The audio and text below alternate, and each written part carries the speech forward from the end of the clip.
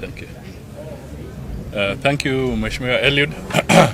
I'll be very brief. Today was a day that we focus on technology, and I'm here to really support and endorse the work that is being done by the ministry that Eliud heads and all his top leadership within the various entities, the principal secretaries, and the public entities under that ministry.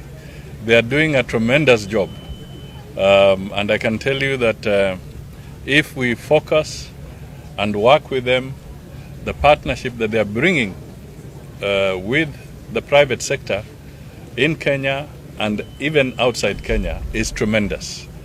This is a growth area, an area that will generate a lot of jobs, a lot of income, to enhance integration within government itself, and they are actually placing us and anchoring us so that in not too distant a future, Kenya will become the technological hub in this region.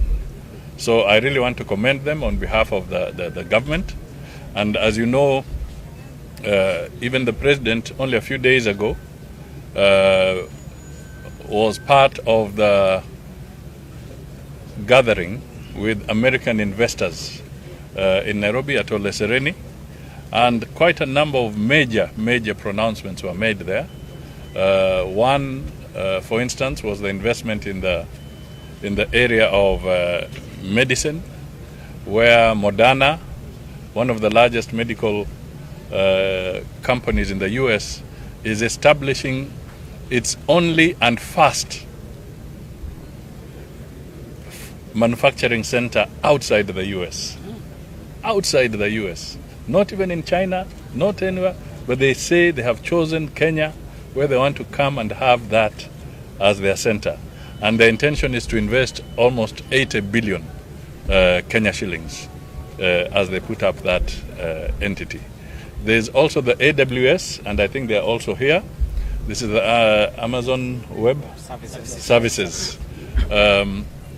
They also want to make Kenya their digital, their hub in the entire region. And the president made some very critical pronouncement, which will be taken up by the legislators in Parliament, that we had a very prohibitive law in this country, which was saying that if you are going to invest here in the ICT industry, you must have a Kenyan, a local, who has 30%. Now, clearly, before you start, you're already ceding 30%. That was clearly a law that was misplaced and misapplied. If you want to encourage investors, let us make the environment better.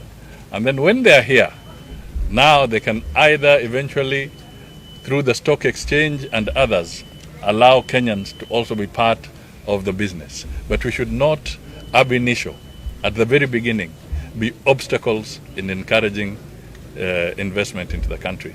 So these are the issues that are being talked about here, and I think the ministry is running. So we are happy and we wish them well. Thank you. Your Excellency, then after this, we will request you with your guests to take a brief seat so that we can set up for a group photo. Then we'll kindly request you, the indulgence, to rejoin us here for a group photo. Okay. Today I'll not talk politics. No politics. If it is about this, yeah. So, in regards to what you have just said, and I know the President has pronounced himself on this issue, do you have any timelines that we are working with in terms of eliminating or repealing the digital tax law that charges 1.5%?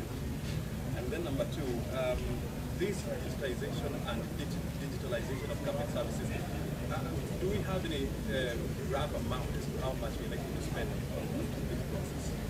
And then the other issue is I know it has been a thorny issue with the county government charging, some counties even charging as high as 25,000 shillings in the per kilometer of laying the fiber optic cable.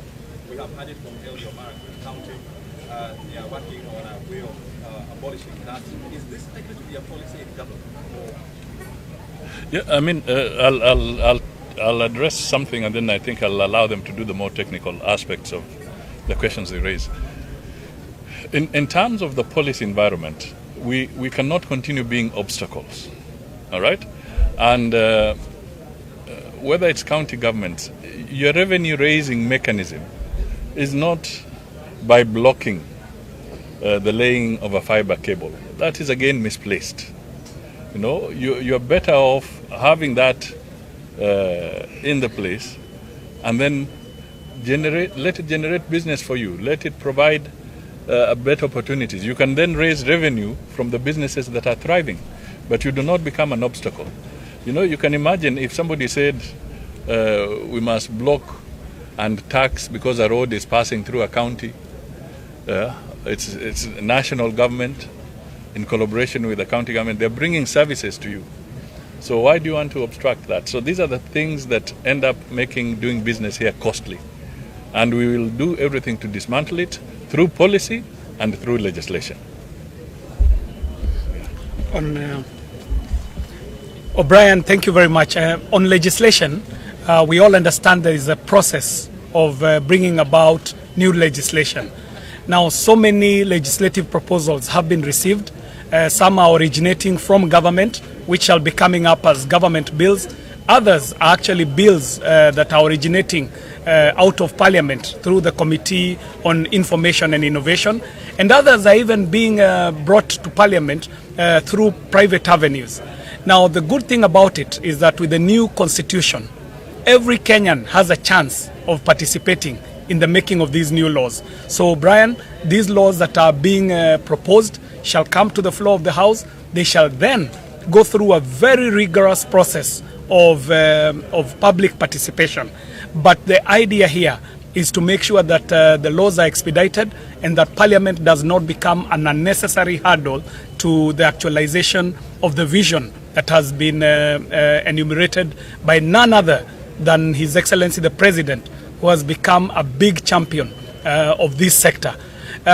You realize that the move towards digitization of government services alone is itself a massive, massive step forward. To the naysayers also on the issue of privatization, we've got to also understand what the Prime CS has said in his key address about the journey of this sector throughout the years. At the turn of the millennium, the end of the late 90s coming into the new millennium, there was a monolith corporation in the name of Kenya Post and Telecommunications Corporation. If there had not been efforts to privatize, we now would not be talking of a vibrant sector as we are seeing it today.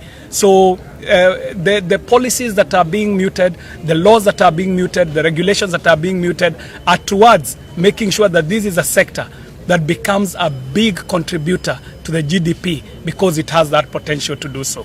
Thank you.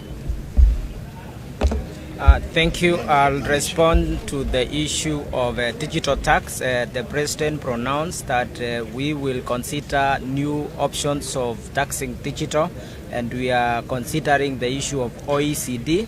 So there are progressions in discussions on moving from the digital tax to OECD structure of taxing digital. So meanwhile, the 1.5% digital tax will continue as the country prepares now to adopt a new program. On the equity share process, that one is still discussion. There is under the policy, and the discussions are in place, working with my colleague PS Kisiangani to see that by end of this financial year, June, we should have that in place, but it will take through all the process that is required, including public participation. In funding of the entire digital master plan, our estimation when we develop the digital master plan is that for us to achieve a digitally fully connected country, to have fiber to every ward, to ensure a fully digitalized government. Our estimation is about 500 billion shillings, but that's initially estimated for over a period of 10 years. But we are looking at creative and innovative ways that we do not need necessarily to use public sector funding. We are discussing on how we can work with private sector to attract other investors, and during the AmCham week we also had discussions with our technology partners and potential investors from US and across the world on how they can play a role in this great opportunity of digitalization and building our connectivity. Let me just clarify something else over and above what the PS has said. I know the concern is that perhaps we are going to put pressure on the exchequer in the course of digitalization. We are looking at systems which are self-financing, so that as you consume the services as a member of the public, based on what you pay, a proportion of it is plowed back into the system, and that is what we use for additional digitalization and digitization processes. So it's not going to be an extra drain on the exchequer. We are looking at systems which are self-financing. Are there perhaps government bodies within the ICT sector that are up for privatization? That is outside the theme of this meeting. Yeah. That's outside the theme of this meeting. Thank you. I think the other thing that you just need to note, which is relevant to this meeting, is how the media can use the expanding space at the digital level to do good business. You know that you are almost collapsing because you have not digitized properly. So what opportunities do you find in such a meeting that would likely make you start improving your revenues? And I think the government is willing to help you move to that space. So,